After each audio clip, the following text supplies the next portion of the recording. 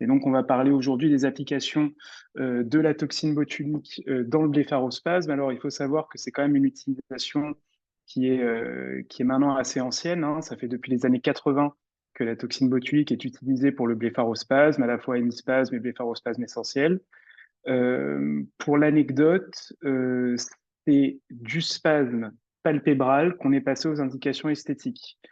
C'est-à-dire que c'était un couple d'ophtalmo et de dermato canadiens qui exerçaient dans la même structure, avec le mari ophtalmologiste qui injectait ses patients pour spasme depuis des années. Puis un jour, son épouse, qui était dermato, s'est rendu compte que ses patients n'avaient plus aucune ride au niveau du visage. Et c'est comme ça qu'il y a eu un glissement de la toxine botulique dans le cadre fonctionnel vers la toxine botulique dans le cadre esthétique. Et on va évoquer ensemble les points d'injection et voir qu'il y a quand même beaucoup de points d'injection qui sont les mêmes entre fonctionnel et esthétique. On a fait beaucoup d'injections à l'époque à Paris avec Youssef et il a pu se rendre compte que c'était souvent un petit peu les mêmes schémas d'injection. Alors, donc, quelques points d'anatomie, c'est important de connaître ces repères anatomiques, notamment avec le rouf et le souffle, qui vont être nos espaces à ne pas injecter. C'est des espaces anatomiques qu'on connaît bien en chirurgie orbitopalpébrale, parce que c'est jusqu'à ce rebord qu'on va disséquer, notamment pour les abords de fracture du plancher orbitaire ou pour les liftings malaires. En ce qui concerne le rouf, il s'agit d'une atteinte, d'un abord rétroseptal supérieur. C'est encore une fois une zone qu'on ne va pas aller atteindre en toxine. Si on atteint cette zone, on s'expose à des complications. Au niveau du panel vasculaire, alors on ne fait pas de test de retour quand on injecte en paupière. Pour autant, il faut savoir qu'on a l'arcus marginalis qui va longer le bord libre de la paupière à environ 4 mm. Bon, c'est quand même élégant de l'éviter. C'est pas dramatique si on le touche au cours d'une injection, mais ça provoque des petits hématomes. Et c'est toujours un petit peu anxiogène, notamment chez des patients stressés par leur spasme. Au niveau des rapports nerveux, il n'y a pas vraiment d'inquiétude à avoir.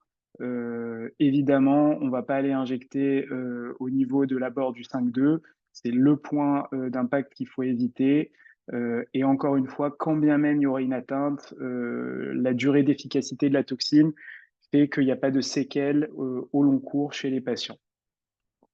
Donc, l'important, notre organe cible dans le blépharospasme essentiel, ça va être l'orbiculaire.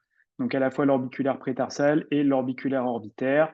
Et on va avoir tendance à aller un peu plus loin au niveau de nos injections pour aller jusqu'au muscle frontal, au ride de la patte doigt. On va parfois même descendre sur le tiers inférieur du visage, mais j'y reviendrai.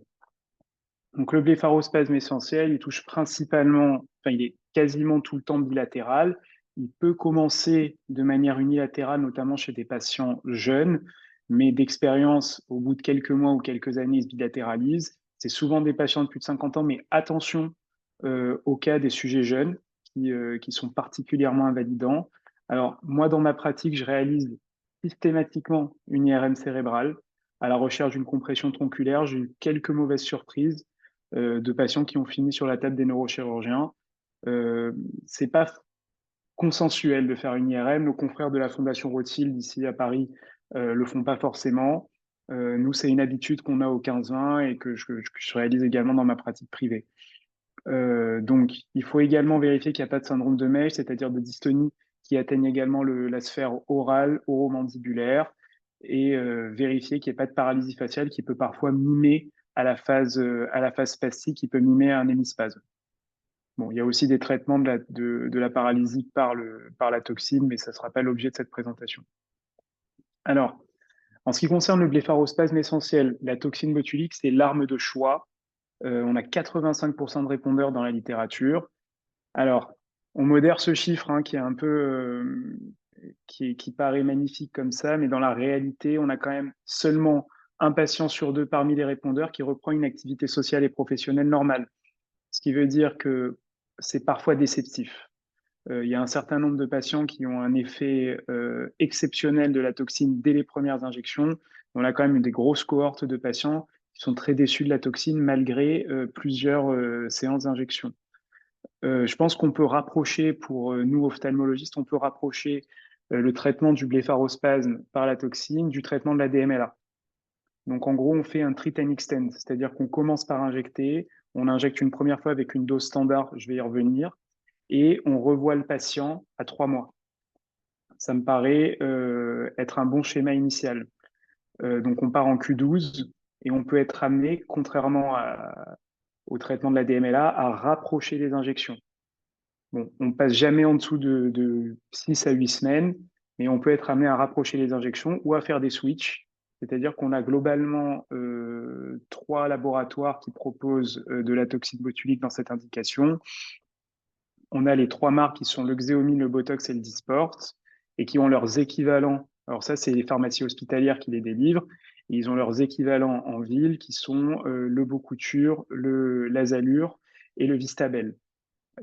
Avec, on a évoqué tout à l'heure, mais des notions de coût aussi qui sont importantes, avec, en tout cas en France, une absence totale de prise en charge de la toxine botulique en ville. Euh, à titre, pour parler de la partie économique, nous, on a un coût du flacon de 50 unités qui est de l'ordre de 100 euros, avec un acte de sécurité sociale qui est à 32 euros. Donc, autant dire qu'il y a quand même un gap assez important pour des patients qui sont souvent réinjectés souvent. Donc, à l'hôpital, on a la possibilité, via les forfaits hospitaliers, de faire passer les patients. Alors, on n'a pas la possibilité qui a été évoquée en Belgique d'utiliser le même flacon pour plusieurs patients. Chez nous, c'est complètement interdit pour des raisons de traçabilité et de stérilité. Pour autant, on a des systèmes de facturation qui nous permettent à l'hôpital d'injecter les patients en étant pris en charge. Dans le privé, c'est différent. Les patients payent entièrement leur traitement, mais on a quand même beaucoup de patients injectés dans le privé aussi pour des raisons de confort. En cas d'échec de la toxine botulique, on a l'arme de la chirurgie. Alors, ce sont des chirurgies lourdes et invasives que je pratique également, mais on les garde vraiment en troisième ou quatrième recours. Et à ce moment-là, on réalise une orbiculectomie large, soit par abord sourcillé, soit par abord de pli supérieur ou inférieur. Donc, au niveau des doses, on commence toujours entre 50 et 100 unités. Il faut jamais dépasser 100 unités sur une injection faciale. C'est vraiment, on arrive sur les limites d'injection. On sait que nos confrères neurologues, quand ils injectent le scalp, notamment pour les migraines, ils vont jusqu'à 200 unités. Mais nous, on est vraiment sur des doses qu'il ne faut pas dépasser. Donc, 50 unités, c'est quand même un peu limite en début de traitement pour un blépharospasme. Quand on est en ville et qu'on a quand même un coût important, on peut s'y limiter. Et dans la pratique, on commence souvent à 65-70 unités. Je vais vous montrer les points d'injection. Alors, les premiers points d'injection qui nous intéressent en tant qu'ophtalmo, c'est les points d'injection prétarsaux. Donc, on va injecter au niveau de la paupière supérieure en prétarsale, temporale et nasale. On évite la zone médiane pour éviter le releveur. Alors, moi, j'injecte toujours avec des aiguilles 31 gauche, ce sont des aiguilles bleues, avec des seringues à insuline. Je fais une dilution pour arriver à peu près 5 unités par 0,01 ml, cc, pardon, et j'injecte en prétarsale. Donc en prétarsale, je vais mettre entre 2 et 3 unités par point d'injection, le dos au muscle releveur, avec le biseau vers moi, et en paupière inférieure prétarsale, je vais injecter en temporal et en moyen, et j'évite d'injecter en nasal pour éviter les diffusions à l'oblique inférieur. Donc ensuite, on va se concentrer sur la glabelle. Donc c'est les mêmes points que pour traiter la ride du lion. Moi, je vais faire 5 unités par point. Alors 2 points dans les corrigateurs, un point dans le procérus. On peut être amené à faire un deuxième point un peu plus latéral dans le procérus. Et ensuite, on va se concentrer au niveau de l'orbiculaire orbitaire et on va injecter. Moi, j'injecte généralement 3 fois 2 unités ou 3 fois 3 unités au niveau de la patte doigt juste ici. On peut être amené à faire un petit bolus au contact du périoste, exactement le même point que vous allez chercher quand on fait une cantopexie latérale. Donc c'est dans cet endroit-là qu'il y a une insertion très forte de l'orbiculaire orbitaire et à ce moment-là, on peut aller la fesser ici. Et ensuite, on va traiter le front. Parce que par continuité, hein, on a tous les muscles du front qui sont dans le même plan que l'orbiculaire et ce plan, il se prolonge dans le SMAS en dessous. Donc on va injecter ici. Donc on peut injecter à l'apex des sourcils et faire entre 2 et 6 points par muscle frontal. Ça va dépendre un petit peu du spasme que vous voyez en direct. Attention, ce sont les points qui vont induire un méphisto. Donc il faut faire attention à l'endroit où on injecte, bien injecter à l'apex. Si on part sur un hémispasme ou si on part sur un spasme facial un peu plus large, il va falloir élargir sa zone d'injection. Donc, c'est là que ça devient compliqué. On peut être amené à injecter ici, dans le platysma, dans les cordes platysmales. On peut injecter ici le muscle mentonnier. On peut injecter ici le dépresseur de l'angle de la bouche. Attention à ce point, 1 cm en latéral, 1 cm en inférieur. Le risque, c'est le patient qui après va baver en mangeant. C'est très fréquent. Il faut prévenir le patient et faire attention quand on injecte. Donc voilà, moi je préconise pas particulièrement de descendre plus bas que les cordes platysmales. Il y en a qui le font. L'injection dans les masséters, elle est clairement un peu au-delà des indications ophtalmologiques. Nous, on est amené à le faire parfois parce qu'on a des patients très spastiques, mais clairement en pratique courante, je le déconseille. On peut être amené de manière exceptionnelle également à remonter un petit peu au niveau des injections ici, au niveau des bunny lines, parce qu'on a des patients qui spasment également ici par contiguïté en prénasal. Donc, au niveau des seringues, on en a déjà parlé. Au niveau des réinjections, il faut prévenir le patient que c'est une pathologie chronique et qu'on va être amené à le réinjecter très souvent, au risque d'être déceptif. Donc, un petit exemple là, de patient traité pour son spasme. Vous voyez qu'en même temps, ça enlève les rides, hein. Ça diminue les rides. Alors, les complications. Ça, c'est peut-être le plus embêtant. En tout cas, il faut le connaître. Le principal, c'est d'expliquer au patient que ça va revenir et que ça peut échouer. Et que si ça échoue, on va le switcher, on va passer avec des concentrations plus importantes, des poids moléculaires plus importants, diminuer la dilution et augmenter la dose.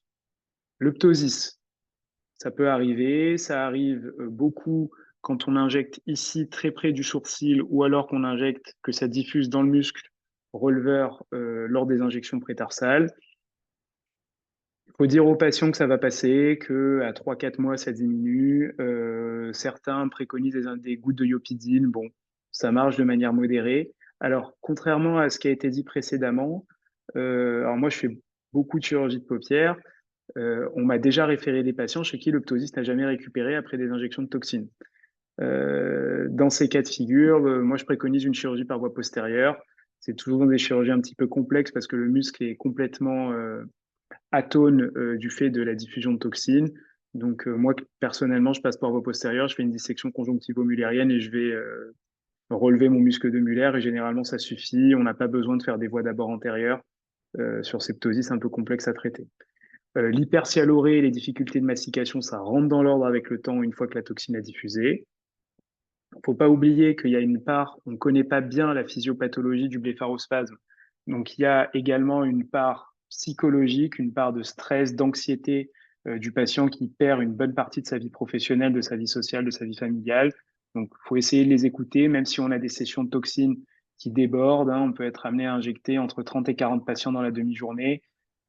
Alors, moi, ce que je fais, c'est que je les vois aussi en dehors des sessions d'injection. Parfois, on fait des consultations. Alors, c'est vrai que sur le plan médical, il n'y a pas vraiment d'intérêt, mais ça permet aux patients de se sentir accompagnés et c'est quand même une part importante de la prise en charge. Alors, le coût, il n'est pas négligeable. Alors, je connais pas le coût. J'ai entendu des prix au Maroc sur les coûts injectionnels. Je sais pas trop s'il y a possibilité en intra-hospitalier au Maroc d'avoir des coûts moindres, mais c'est vrai que ça reste assez cher. Il existe d'autres toxines qui peuvent être injectées, à part les trois que je vous ai décrites. Ces trois-là, elles ont une AMM. Elles ont une AMM, elles sont connues, c'est des laboratoires connus. Après, il y a des toxines qui viennent d'Asie, etc. On est un peu circonspect, nous, on récupère plus de complications qu'autre chose. Donc, voilà. Et il faut être régulier dans les injections. Alors, un autre cas de complications post-opératoires, c'est les ectropions post-injectionnels. Vous voyez, ce patient, à force d'être injecté dans l'orbiculaire inférieur, il a développé un ectropion. Alors, ça aurait été bien s'il avait un entropion pré-op, c'était pas le cas. Bon, là, en l'occurrence, il a fallu faire une cantopexie, hein, un latéral tarsal strip, qui a réglé le problème et qui a permis de continuer les injections. Donc voilà, je vous remercie pour votre attention.